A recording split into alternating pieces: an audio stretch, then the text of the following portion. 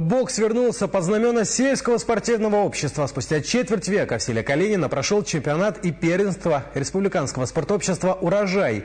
Кто получил награды турнира, знает мой коллега Вячеслав Ильин.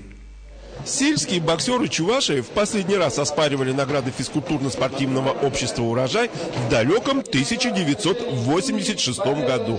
Как уверяют участники тех состязаний, недостатков в претендентах на пьедестал почета не было. Ныне же награды турнира оспаривали чуть более 60 боксеров, представлявших Чебоксарский, Цивильский, Маргаушский, Урмарский, Вурнарский и Красноармейский районы Чувашии. Я сам начинал в обществе «Урожай». Как руководитель Академии сельского спорта я заинтересован в развитии сельского бокса в республике. И последний раз мы проводили первенство облсовета «Урожай» в 1986 году в селе Валиково. А нынче боксеры из Аликова не участвуют на наших соревнованиях. Это, конечно, обидно, хотя там много хороших перспективных ребят.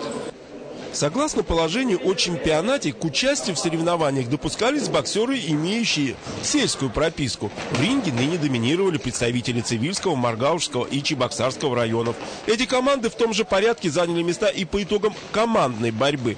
А вот для хозяев соревнований, воспитанников сельской академии бокса, этот турнир стал дебютом. Уроженец деревни Шинеры Вурнарского района Валерий Яшин, боксер в синей майке, проводил свой первый бой. Он уступил будущему чемпиону Александру Тимофееву из Красноармейского района. Тем не менее, исходом поединка 11-классник Калининской школы остался доволен. Первый раз вышел на бой, проиграл, но ничего, без поражений не бывает победы.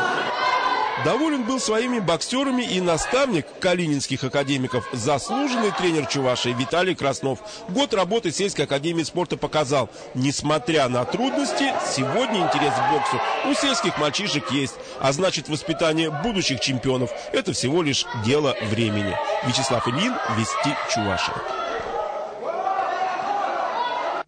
Сотрудникам прокуратуры Чувашии природные коллизии не страшны. Осенний дождь не испортил настроение участникам 4-го этапа ведомственной спартакиады. Он прошел на Чебоксарском стадионе «Энергия».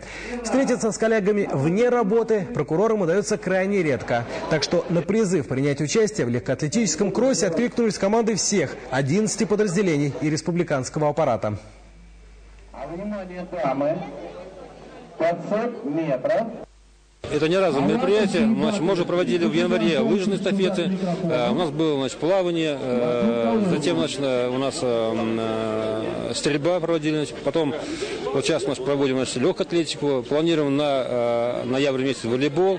И на февраль следующего года у нас зимний рыбалка. В качестве разминки участники померили силы в легкоатлетической эстафете.